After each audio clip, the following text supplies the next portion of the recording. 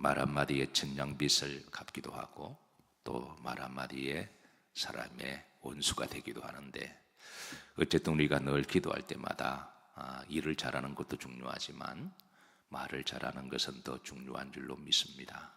그래서 오늘도 그렇게 기도하시고 또 오늘 주신 말씀을 평생에 잘 새겨 놓으셔서 말을 통하여 축복도 들어오시기를 주의 이름으로 축복합니다. 자, 우리 그동안 5가지 말씀을 살폈죠.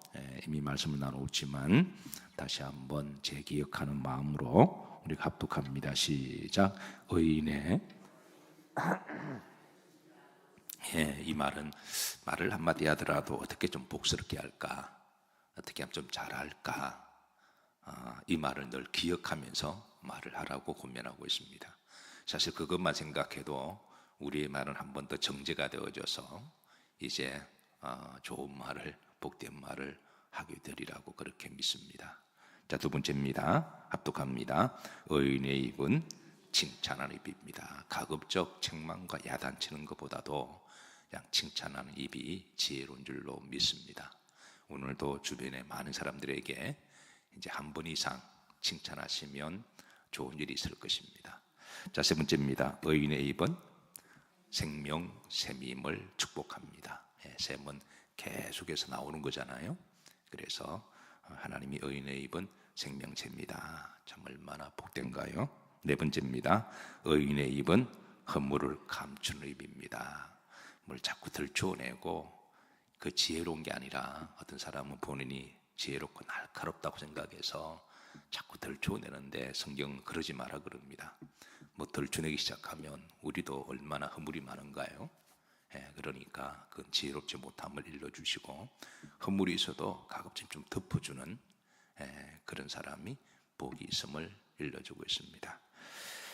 자, 5번째 합독합니다. 의인의 입술에는 지혜가 있다.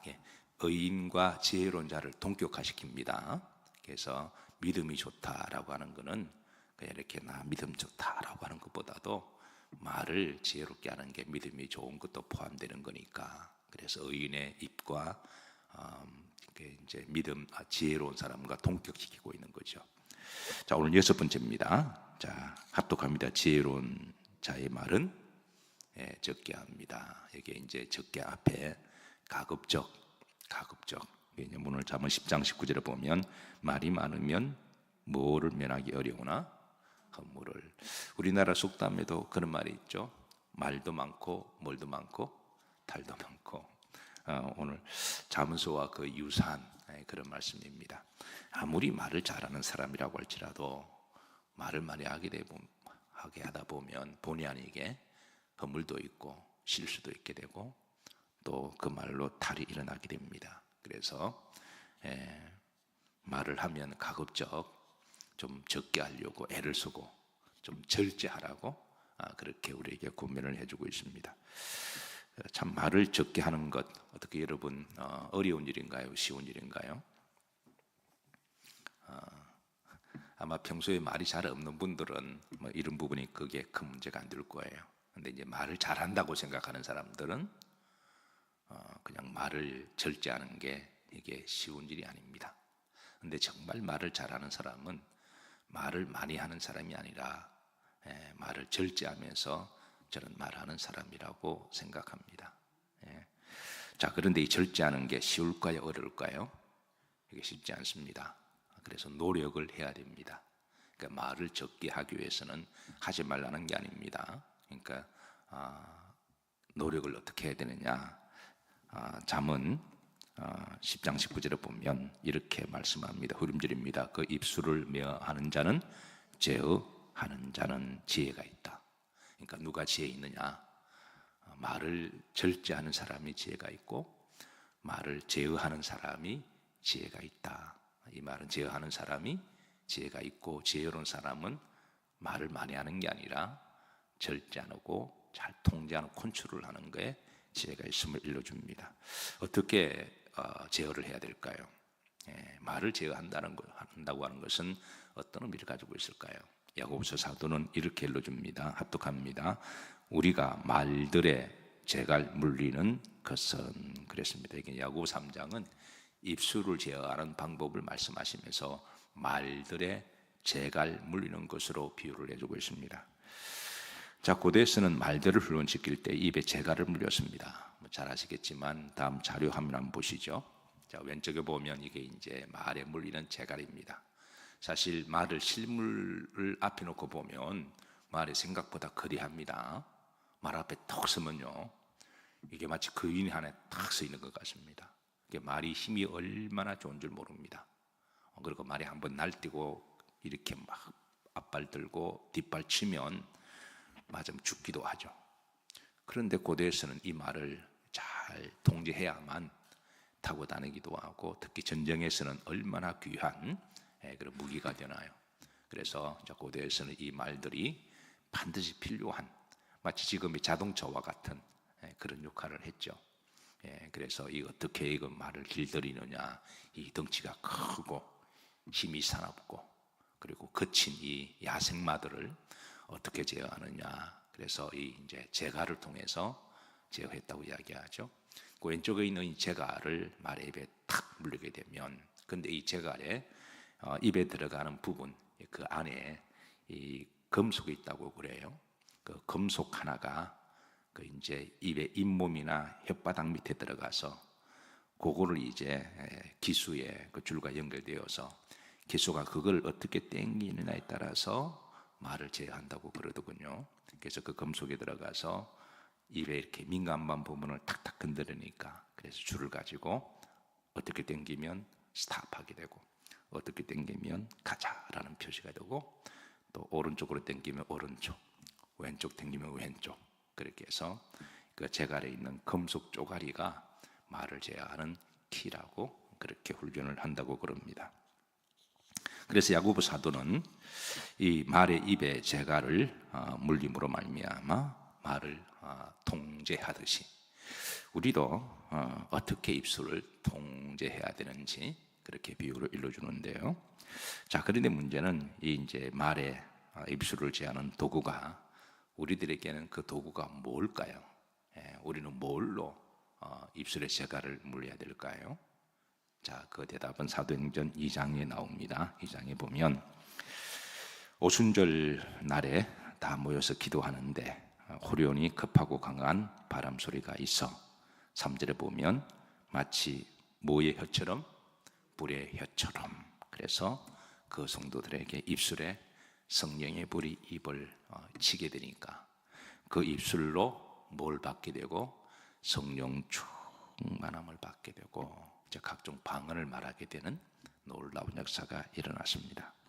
그래서 우리가 말을 잘 통제하려면 성령이 입술에 충만해서, 그러니까 성령의 제갈을 우리가 물어야 그게 말을 통제가 가능함을 일러줍니다. 우리가 성령 충만함을 너무 비상적으로 생각합니다. 그냥 부흥회 가서 박수 열심히 치고 나 성령 받, 그거는 성령의 현상이지 성령의 삶은 구체적으로 드러나요. 우리가 그렇게 감정적으로 충만하게 은혜를 받았다면 내 삶에 가서 성령의 열매는 사랑으로 드러나고 그리고 사랑이 말로 드러나고 우리가 은혜로 드러나는 거지.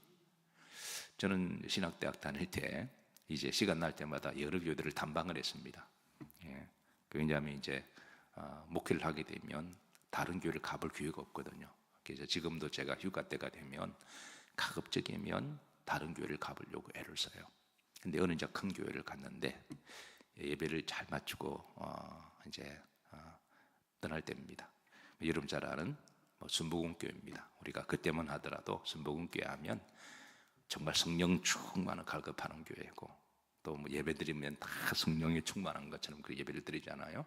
참 좋은 일입니다.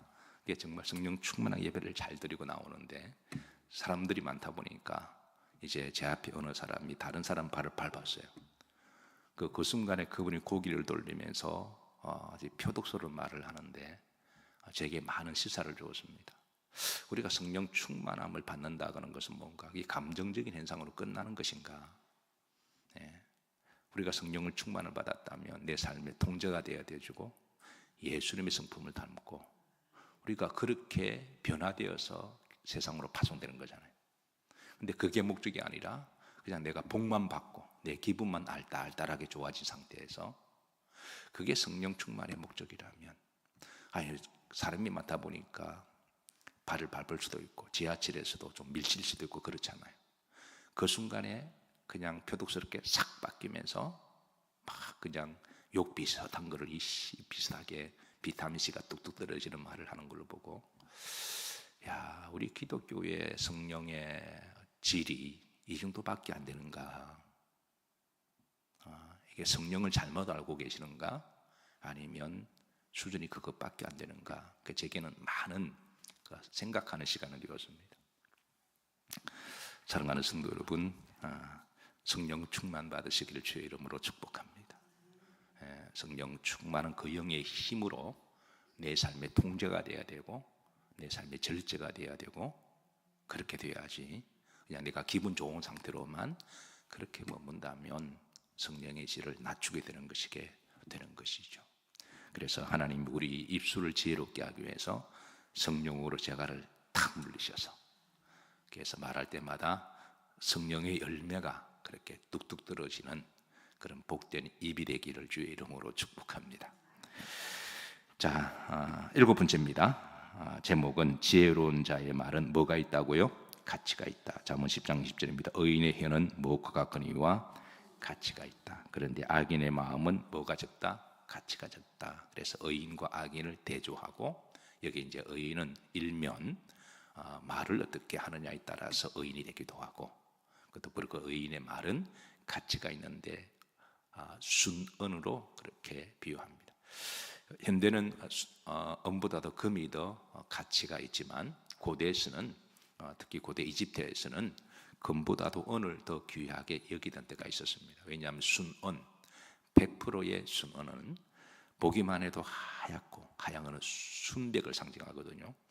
빛을 발하는 것은 순백의 영혼을 상징했기 때문에, 그래서 고대의 이집트 왕들은 관도 순은으로 만들었고, 그리고 면류관도 왕자도 순은을 만들어서, 그래서 왕의 아주 순백하면서도 영혼이 있는 빛나는 지혜 있는 자로 그렇게 묘사가 되었을 때, 그때는 순은을 금보다 더 가치 있게 여기는데요. 중요한 것은 가치입니다. 의인의 말에는 가치가 있다는 거예요. 그래서 말을 지혜롭게 하는 사람의 말에는 뭐가 있다고요? 돈과 비교할 수 없는 가치가 있습니다. 아무리 밥 잘 사주면 뭐예요? 밥 시큰 잘 사주고 말 한마디에서 그냥 더 마음 아픈 경우가 있다면, 차라리 밥 사주지 말고 말 한마디 한번 따뜻하게 하는 게 더 가치가 있지 않을까요?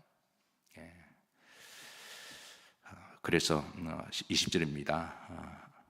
악인의 마음은 뭐가 적다? 가치가 없다. 들을 것도 없고 배울 것도 없음을 일러주고 있습니다. 자, 8번째, 의인의 말은 여러 사람을 교육함을 일러줍니다. 21절입니다. 합독합니다. 의인의 입술은 여러 사람을 교육하나. 그러니까 말을 지혜롭게 하는 사람을 말을 들어보면 배울 게 참 많아요. 참 배울 게 많습니다. 그리고 가슴에 남는 것도 많고요. 또 감동도 줘요. 그런데 미련한 자는 지식이 없어 뭐하느니라. 그러니까 이 말은 말을 잘못하면 죽을 수도 있음을 그렇게 일러주는 거죠. 그러니까 말을 어떻게 하냐에 따라서 사람을 살리기도 하고 사람을 죽일 수도 있고, 관계가 좋게 회복되기도 하고 10년 묵은 친구도 그냥 원수가 되기도 하는 게, 그래서 말은 참 생명이 있습니다. 말이 얼마나 중요한 것을 흔히 세상 사람들은 내 입 가지고 내가 말도 못하냐 그렇게 말하는데, 그게 반은 맞는 말이기는 해요. 근데 그렇게 했다가 나중에는 그 입으로 생각지도 못한, 예상치 못한 큰 탈도 많고 또 그런 일이 생길 것입니다. 사랑하는 성도 여러분, 오늘도 우리 입술에 성령의 제가를 물려주셔서 우리 기도하도록 하십시다. 그렇게 해서 우리가 훈련하다 보면 하나님은 그 입술을 성령이 통제하게 해주셔서, 그래서 그 입술을 통해서 많은 사람 위로받게 하시고, 또 말을 통해서 우리가 관계도 좋게도 회복하게 하시고, 또 말을 통해서 많은 사람이 위로가 되며 말을 통해서 복음의 통로가 되게 하실 줄 믿고, 특별히 저는 영업을 하시는 분들에게는 날마다 입술을 위해서 기도하시면 좋은 단골도 많이 생기리라고 그렇게 믿습니다. 그래서 오늘도 지혜로운 입술이 되기를 기도하시고 여러분의 입술에 복이 임하시기를 주의 이름으로 축복합니다. 우리 420장 찬양 들으시고 오늘 주신 말씀과 또 중보기도 다 같이 드리도록 합니다.